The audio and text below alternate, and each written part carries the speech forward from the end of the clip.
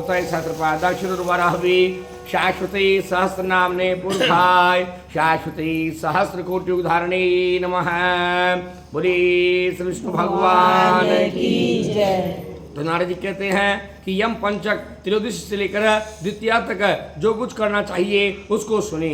कार्तिक मास के कृष्ण पक्ष की त्रयोदशी को सूर्यास्त के बाद गांव के बाहर की ओर यमराज को दीपक जलावें, उससे अपमृत्यु का नाश होगा। इसका मंत्र कहते हैं, लाल बत्ती द्रव्य से युक्त त्रयोदशी को दीपदान से सूर्य पुत्र यमराज प्रसन्न होइए। कार्तिक मास में चंद्रोदय के समय में नरक से भय जानने वाले पुरुषों को चाहिए वे तिल के तेल से स्नान करें। चतुर्थी में चंद्रोदय के समय तेल में लक्ष्मी जी निवास करती है तथा गंगाजल में जो पुरुष स्नान करते हैं वे यमलोक के दर्शन नहीं करते। स्नान करते समय पुरुष को चाहिए वह अपामार्ग, दुर्भ और चक्रमंदन को सिर के ऊपर से घुमावे। हल्के नीचे की मिट्टी सहित भटक कठैया पत्ता युक्त अपामार्ग को बार बार घुमाने से पाप से मुक्ति हो जाती है। तत्पश्चात दक्षिण की ओर मुख करके यमराज का तर्पण तिलों से सभ्य और अपसभ्य रूप से करें। यमराज के दो रूप देव और पितृदेव तीर्थ में देव मान के सभ्य तर्पण करना चाहिए तथा पितृतीर्थ के आदर पितृ समझकर अपसभ्य करें। तिलों को मिलाकर एक एक के नाम के अंदर तीन तीन अंजलि देवें। यमाय, धर्मराजाय, मृतवे, अंतकाय, वैसुताय, कालाय, सर्वभृतक्षाय, उदम्बराय, दम्भाय, नीलाय, परमेटने, प्रकोटराय, चित्राय, चित्रगुप्ताय, इस प्रकार प्रत्येक नाम को पुकारें तथा वे सायंकाल को दीपक जलावें। चतुर्दशी तिथि के अंदर निम्नलिखित सभी जगहों में जाकर दीपक जलाना चाहिए। ब्रह्मा, विष्णु, भगवान शिव तथा दुर्गा के मंदिरों के अंदर अटारी के ऊपर, चैतन्य में, ग्राम के देवता अथवा पुराने पेड़ में, सभा में, नदी में, दीवार पर, बगीचे में, बावड़ी में, गली में, पास के जंगल के अंदर अथवा खेत के अंदर।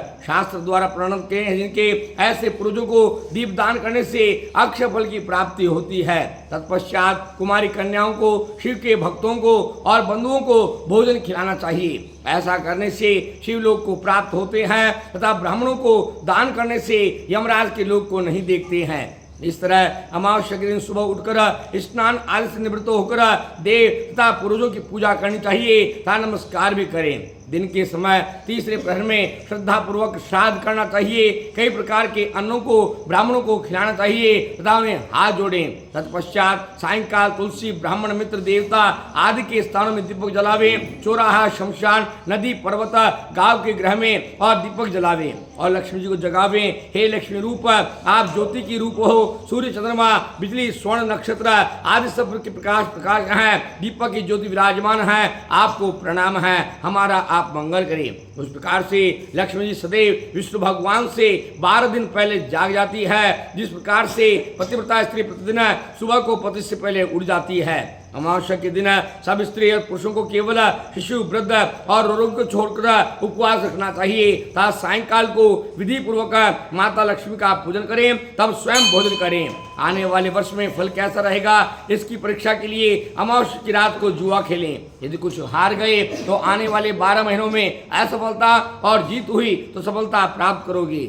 जो लक्ष्मी अमावस्या को दीपमाला में, पूर्णिमा को गौशाला में है वह लक्ष्मी वरदान दें। इस मंत्र को उच्चारण करके लक्ष्मी की पूजा करें तो जुआरी को विजय प्राप्त होती है। किस समय भगवान शिव पार्वती जुआ खेलने लगे, लक्ष्मी जी पूजा के प्रभाव के द्वारा पार्वती ने विजय पाई। अमावस्या को आधी रात में लक्ष्मी घर घर के अंदर घूमती है, अतः मनुष्य को चाहिए वह स्वयं अलंकार सुसज्जित रहे। धूप दीप उत्सव से अपने घर को शुद्ध और पवित्र रखें। मालाओं आदि से सुसज्जित लक्ष्मी की प्राप्ति के लिए दक्षिणा सहित अनुलेप माला देवें। अमावस्या की रात्रि को सभी स्त्री पुरुष नाचने गाने में, हास्य में तथा रास रंग में ही व्यतीत करें। नए नए वस्त्रों से ब्राह्मणों को, संबंधियों को, भाई बंधुओं को पूजना चाहिए। अंधकार को भगाने के लिए सारी रात दीपक जलाना चाहिए। हे राजा, अमावस्या की रात्रि को जिसके घर के अंदर अंधेरा रहता है उस स्थान को लक्ष्मी त्याग देती है। उस घर पर दरिद्रता का प्रकोप रहता है। जबकि विष्णु भगवान शयन अवस्था में रहते हैं उस समय लक्ष्मी जागती हुई अवलंब रहित रात्रि के समय में सारे स्थानों का निरीक्षण करती हुई घुमा करती है। जो मकान सुंदर होता है उस घर के अंदर बहुत समय तक लक्ष्मी निवास करती है। इस तरह से दीप सहित आनंदित मनुष्य जब रात्रि का एक पर रहे, आनंदित स्त्रियों से सूप बजाकर अपने घर को अलक्ष्मी को निकालते हैं, तब वह बोलती है, शांत रहिए, हमारा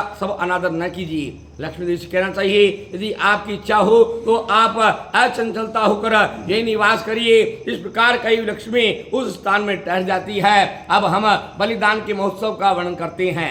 मथुरा के अंदर कहीं दूसरे स्थान पर गोवर्धन कृष्ण बनाकर पक्का भोजन था, तरह तरह के शाक फल करके।